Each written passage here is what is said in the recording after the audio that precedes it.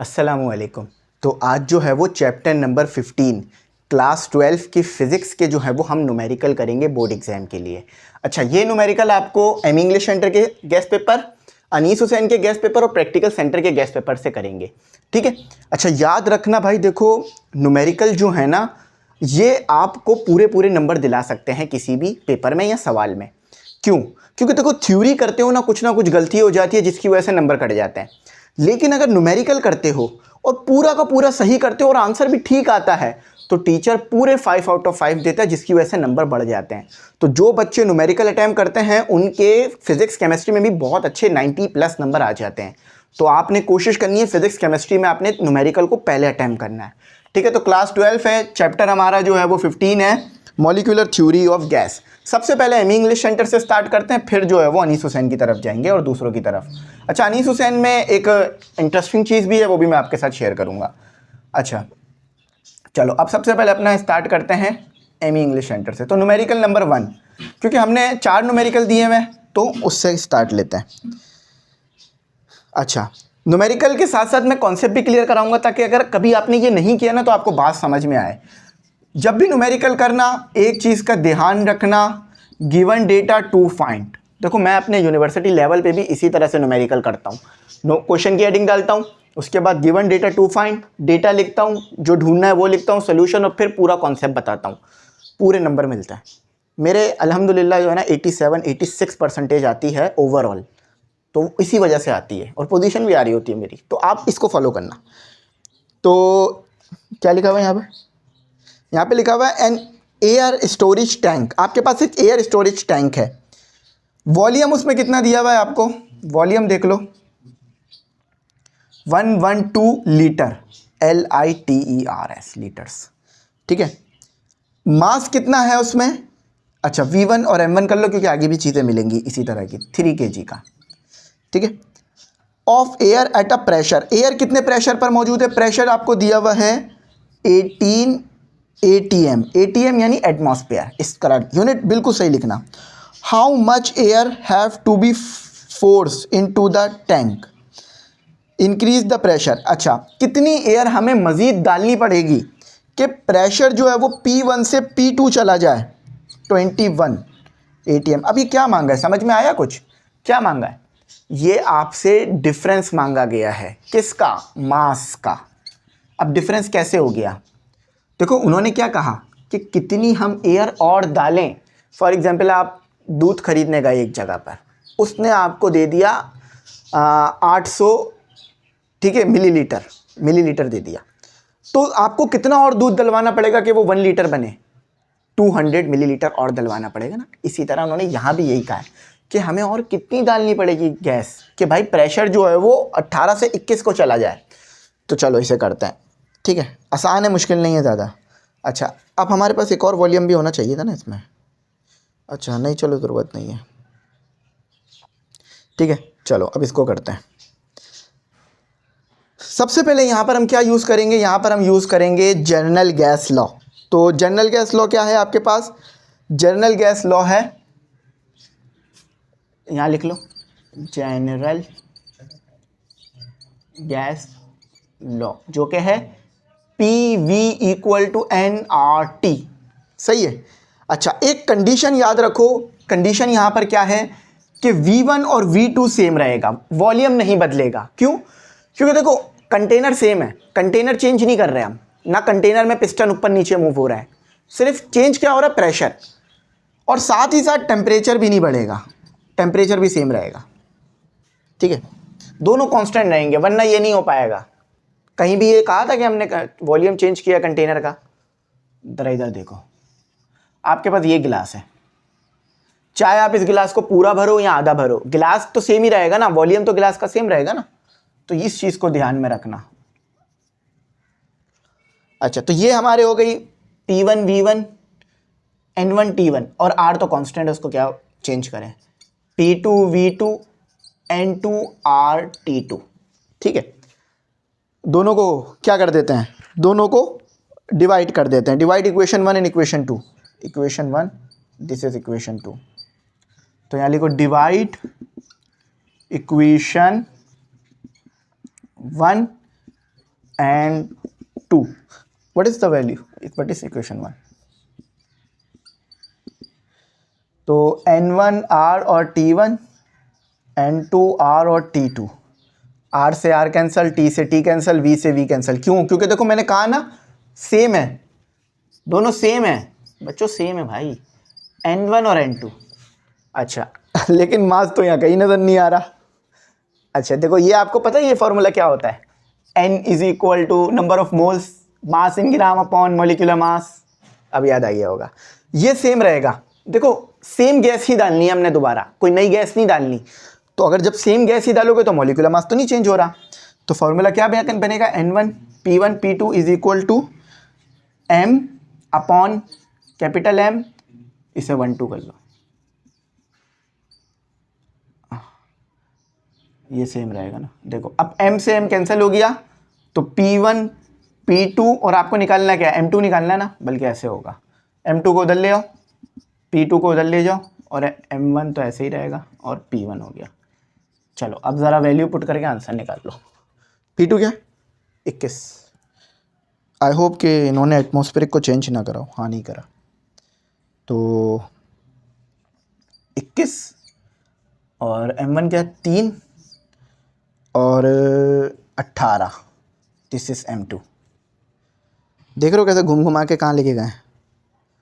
तो 21 भाइयों, 21 multiply by 21 multiply by 3 divided by 18। The answer is 3.5 kg। तो इतना आपने और डालना पड़ेगा, मतलब उसमें 0.5 आपने और डालना पड़ेगा, जब जाके प्रेशर जो है ना वो 18 से 21 होगा।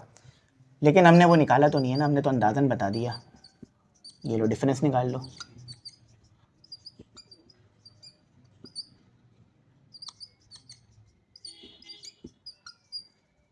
ये लो, आया समझ?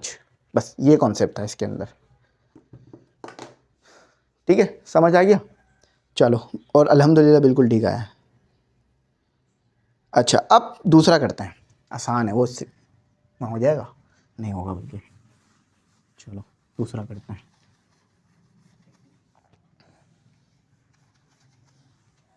दूसरा वाला ज़्यादा मुश्किल नहीं है, आसान है, वैसे सारे ही आसान है।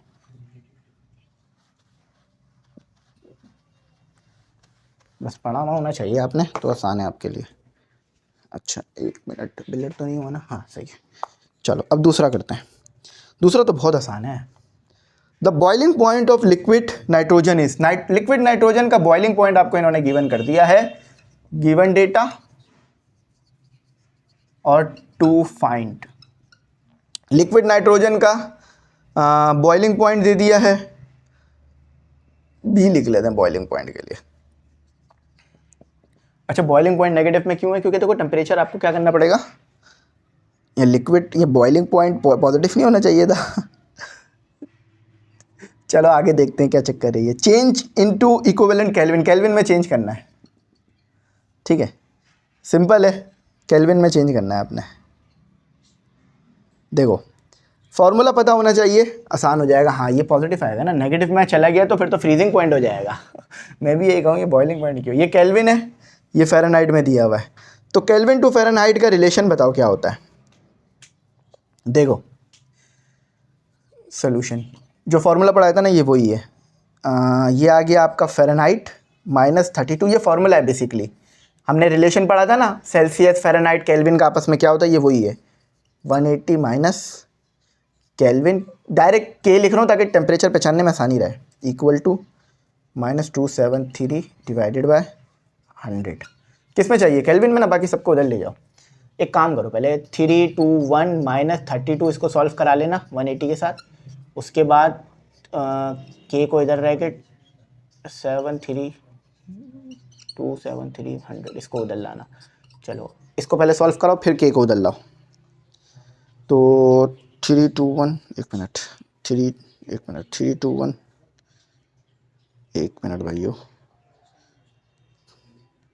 321 minus 32 divided by 180, the answer is 1.6। ये सिर्फ इस फैक्टर का आंसर आया, अभी दूसरा फैक्टर आना बाकी है। अच्छा अब 100 क्या हो रहा है यहाँ, डिवाइड, वहाँ जाके हो जाएगा मल्टीप्लाई। देखो ये मल्टीप्लाई हो गया और प्लस हो जाएगा 273। समझना इस चीज़ को, ठीक है, कैसे किया मैंने। पहले मैंने इस फैक्टर को सॉल्व किया, फिर 100 को मल्टीप्लाई करा, फिर प्लस करा दिया 273। तो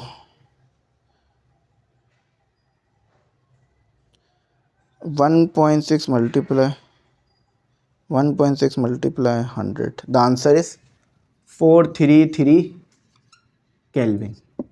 बेसिकली ये टेम्परेचर है, याद रखना। अगर देखो मुश्किल हो रही है ना समझने में तो टी ये कैपिटल में लिख लो बस। अब तो परेशान नहीं होगे ना कि टेम्परेचर को के क्यों लिख रहे हो आप, के इसलिए लिख रहे हो क्योंकि केल्विन के लिए। तो नहीं भाई, गलत आया जवाब गलत आया। जवाब गलत आने की वजह यह है कि वो जो माइनस में दिया हुआ था ना, वो माइनस में ही रखा जाएगा, यानी ये चीज़ माइनस में ही आएगी। अब माइनस में नाइट्रोजन में आ रही है, ये बड़ी ही चौंकाने वाली बात है। चलो आपको इसे माइनस ही रखना होगा। 1 मिनट, -321। अच्छा हुआ पता चल गया कि क्या हो रहा है मसला। 180, तो ये आएगा -9.0, -1.9, बल्कि -1.9 आ गया। ठीक है, अब करो ज़रा, अब सही आ जाएगा। -9.1 मल्टीप्लाई 100। हाँ अब सही आ रहा है, अब सही आ रहा है। 87 आ रहा है मेरा। मेरा आंसर ना 87 आ रहा है। ज़रा मैं फिर से एक बार इसे वेरीफाई कर लेता हूँ। थोड़ा ज़्यादा आ रहा है मेरा आंसर। -321 -32 divided by 180। तो अच्छा, ये भी डिस्चार्ज हो रहा है मोबाइल। ये 6 का फैक्टर भी लगा लो, आपका आंसर ठीक हो जाएगा। वैसे ठीक आया हमारा, ठीक आ रहा है, इतना कोई मसला नहीं है। थोड़ा सा मैं इसको करेक्ट कर रहा हूँ ताकि एक्यूरेट बुक जैसा जवाब बने ना। अक्सर बुक जैसा बनाने में ना टाइम लगता है। हाँ 77, ये लो। देखा आपने, जस्ट ये मैंने एक 96 नहीं लिखा तो वो आंसर कितना बढ़ गया। तो आप कोशिश करना कि भाई पॉइंट के बाद 3 डेसिमल ले लो ताकि बिल्कुल बुक जैसा आ जाए। क्या पता टीचर को ना पढ़ा के बुक जैसा याद भी हो जाता है। तो जितना बुक जैसे जब आप लिखोगे ना उतना फ़ायदे में रहोगे। चलो अब दूसरा करते हैं। यही हो जाएगा, मिटाने की ज़रूरत नहीं है।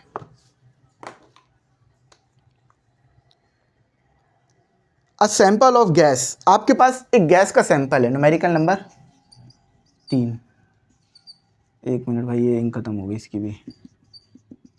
चलो हाँ लिख रहा है।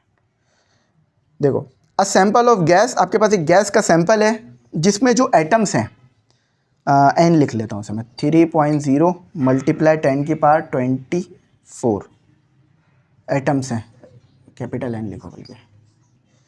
Calculate the volume of the gas, आपको वॉल्यूम कैलकुलेट करना है। ये गिवन डेटा आ गया आपका और ये 2 फाइंड हो गया। वॉल्यूम कैलकुलेट करना है। Calculate the volume of the gas. Temperature देखो कितना दिया हुआ है, 300 के। प्रेशर दिया हुआ है, ये तो समझ गए होगे कैसे होगा। स्मॉल ही लिख लो क्योंकि जिस फॉर्मूले की तरफ ये इशारा कर रहा है ना उससे आपको बात समझ आ जाएगी। तो PV = NRT लगा लोगे ये फॉर्मूला। देखो तो V को इधर रहने दो, NRT डिवाइडेड बाय P। तो कितना आ रहा है, कितना आ रहा है, 3.0 multiply 10⁻24 multiply R, universal gas constant. इसकी वैल्यू लिख लो ज़रा।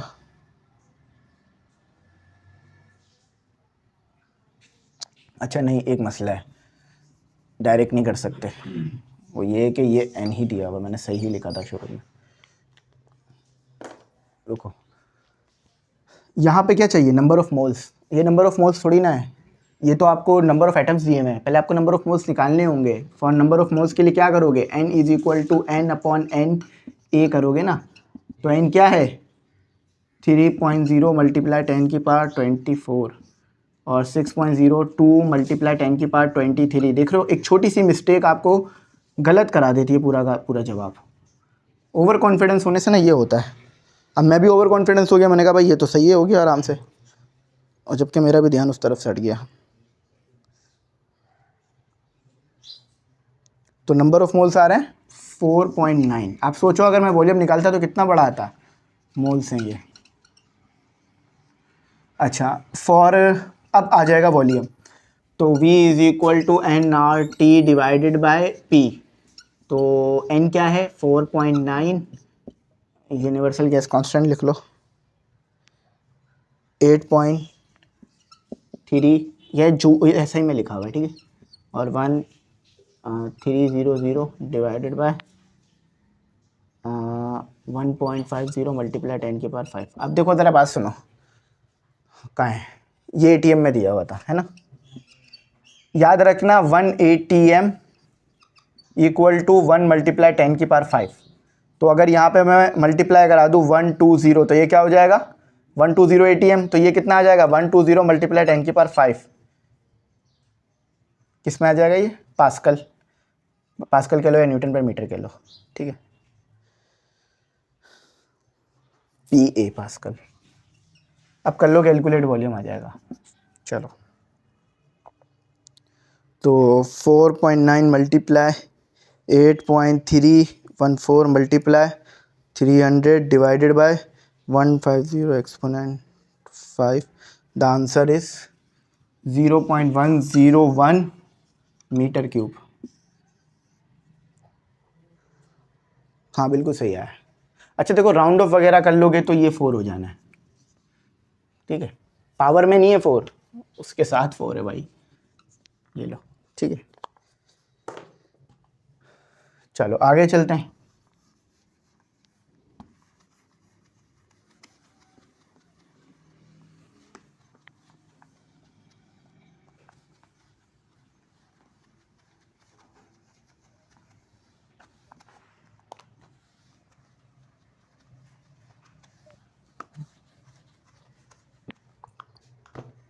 आगे चलते हैं, ये लो, अब ये भी चल गया, पहले ये भी नहीं चल रहा था, अब ये भी चल गया, इसने कहा हम भी चलेंगे। अच्छा देखो, एक सिलेंड्रिकल एक सिलेंडर है जिसमें आपके पास मौजूद है एक सिलेंडर है, न्यूमेरिकल नंबर 4 आ रहा है, गिवन डेटा और टू फाइंड, ठीक है। एक आपके पास सिलेंडर है, एक मिनट, एक आपके पास सिलेंडर है जिसका वॉल्यूम आपको दिया हुआ 0.80 DM³, ये यूनिट है वॉल्यूम का, याद रखना। नाइट्रोजन हैज़, और नाइट्रोजन है और प्रेशर कितने पर है 1.2 ATM पर है, ठीक है। और फिर इसका प्रेशर बढ़ता है, P1 से P2 की तरफ जाता है, जो कि होता है 6.0 ATM पे चला जाता है। द टेम्परेचर आपके पास सेम रहता है, T1 इक्वल टू T2, इसमें कोई चेंज नहीं आता, नो चेंज, ज़ीरो, ठीक है, सेम रहता है, इक्वल लिखने का समझ में आ जाएगी बात। कैलकुलेट द वॉल्यूम, आपने V2 पता करना है। अच्छा देखो, एक तरीका तो ये हो सकता है कि इसको SI में ले जाके कर लिया जाए, लेकिन मुझे नहीं लगता कि इसको SI में ले जाने की कोई ज़रूरत है, जस्ट ऐसी ही आप कैलकुलेट कर सकते हो, क्योंकि आंसर इन्होंने DM³ में ही दिया हुआ है।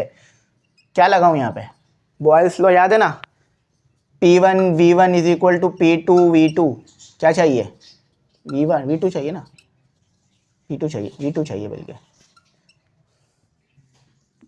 P1 क्या है 1.2 और V1 क्या है 0.80, P2 क्या है 6.0। आप लोग बोल रहे हो कि सर आप साइड में होंगे तो पता चलेगा ना क्या है अच्छा चलो, 1.2 multiply 8 sorry 0.80 divided by 6, the answer is 0.16 metre DM³। अब चेक करते हैं कि हमने ठीक भी किया है गलत किया है। देखो प्रेशर बढ़ा, प्रेशर बढ़ा, पहले प्रेशर कम था फिर बढ़ा, तो कैसे बढ़ा होगा,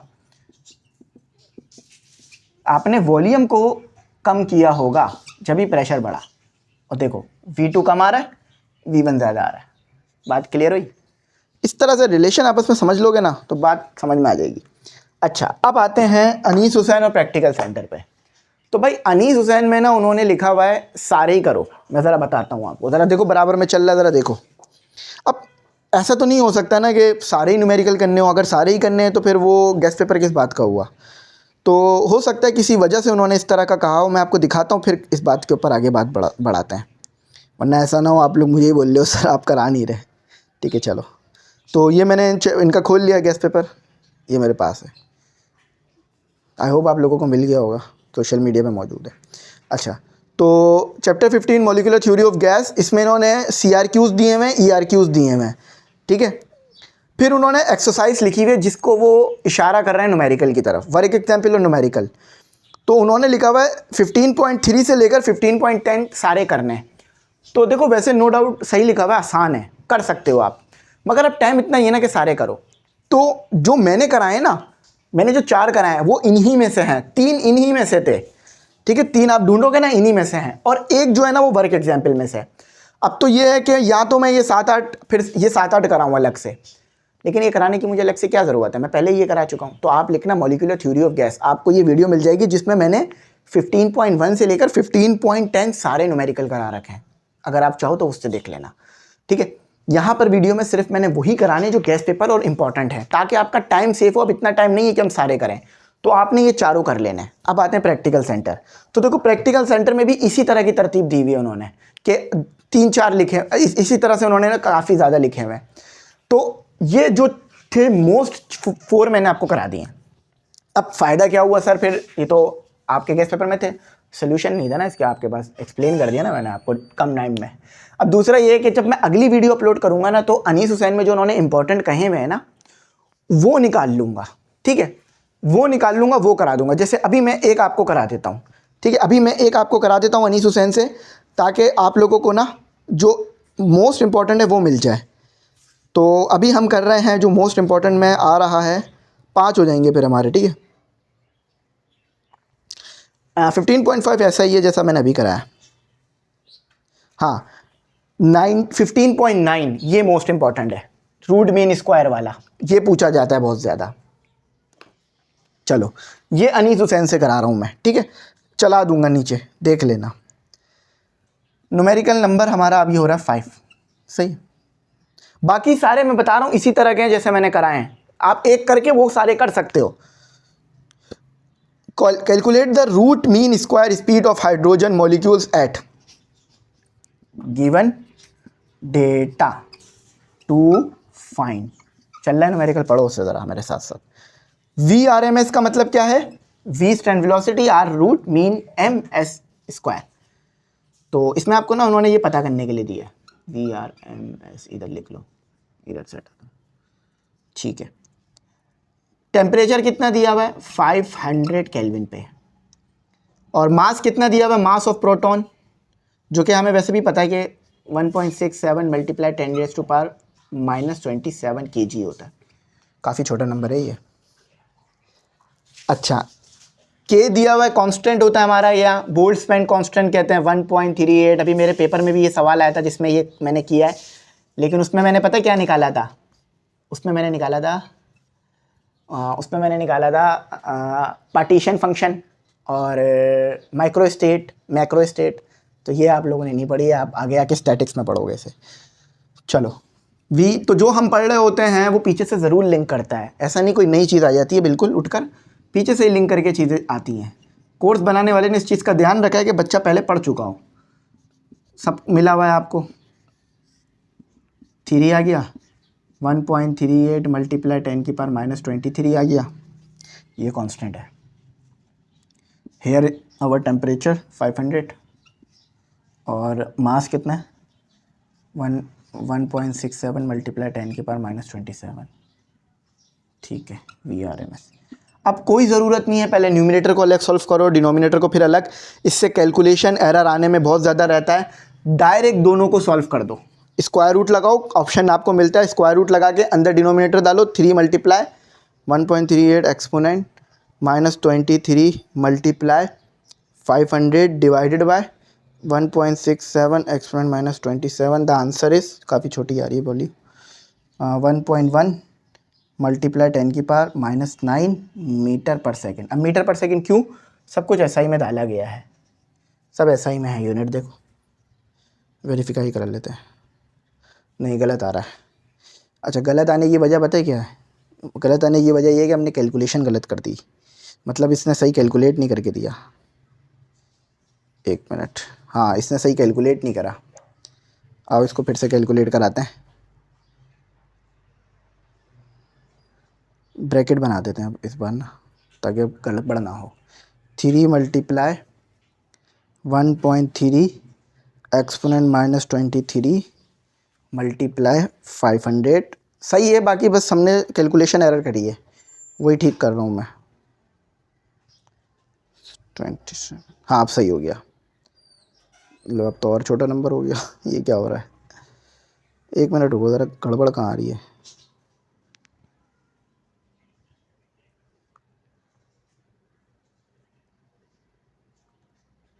हाँ सही आ रहा है।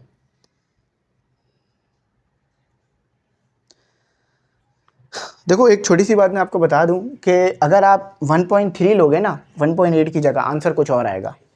1.6 लोगे ना 1.67 की तरफ, तो भी आंसर कुछ और आएगा। तो थोड़ी थोड़ी सी चीज़ों से भी आंसर बहुत चेंज होगा। अब देखो ज़रा, मैं आपको ज़रा बताता हूँ। यहाँ मैं ले रहा हूँ 1.67, तो ये आंसर देखो क्या आ रहा है, और ये 6-7 ले रहा हूँ तो देखो क्या आ रहा है। तो यहाँ पे अगर मैं 4 ले रहा हूँ तो क्या आ रहा है। तो बहुत ज़्यादा आंसर चेंज हो रहा है ज़रा ज़रा से चेंजेस पर। तो इस चीज़ का आपने पेपर में ध्यान रखना है करते वक्त, ठीक है। अच्छा, एक और गड़बड़ जो आ रही है ना, वो यहाँ पर आ रही है। हमने इधर इधर गड़बड़ कर दी है। रुको मैं ज़रा इसकी गड़बड़ ठीक कर दूँ। हमें क्या दिया हुआ था? हमें दिया हुआ था मास, ठीक है। लेकिन हमारे पास यहाँ नाइट्रोजन के अंदर जो है वो 2 मल्टीप्लाई कराया जाता है मास के अंदर, तो वो 2 मैंने मल्टीप्लाई नहीं कराया, जिस वजह से आंसर सही नहीं आ रहा था, ठीक है।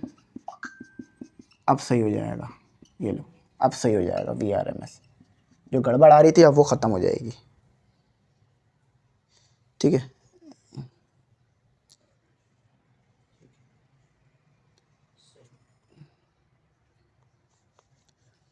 ठीक है, अब सही आ रहा है। तो आ रहा है 2.489 मल्टीप्लाई 10⁻³ मीटर पर सेकेंड। अब सही है। देख लो, जस्ट एक 2 गलत हो गया था मुझसे, इस वजह से आंसर ख़राब आ रहा था। देखो अब ऑलमोस्ट हमने जो है वो कर लिए हैं। ऑलमोस्ट हमने अनीस हुसैन के मिला लो और अपने एमी इंग्लिश सेंटर के मिला लो, प्रैक्टिकल सेंटर के मिला लो, ऑलमोस्ट कवर हो गए हैं। ये 5 मोस्ट इंपॉर्टेंट थे। तो अगली बार मैं ज़्यादा कराऊंगा, ठीक है, 6-7 के करीब ले जाऊंगा, ताकि आप और अच्छी तरह हो जाओ। लेकिन ये बहुत अच्छे हैं, समझ लो ये 5 करें ना, बाकी के और 5 भी इन्हीं जैसे हैं, वो भी हो जाएंगे आराम से। करके देखना, परेशान नहीं होना, डेटा से भी समझ जाओगे क्या लग रहा है क्या नहीं लग रहा। तो यहीं तक रखते हैं। Thanks for watching. अल्लाह हाफिज़। कीमती दुआओं में ज़रूर याद रखना।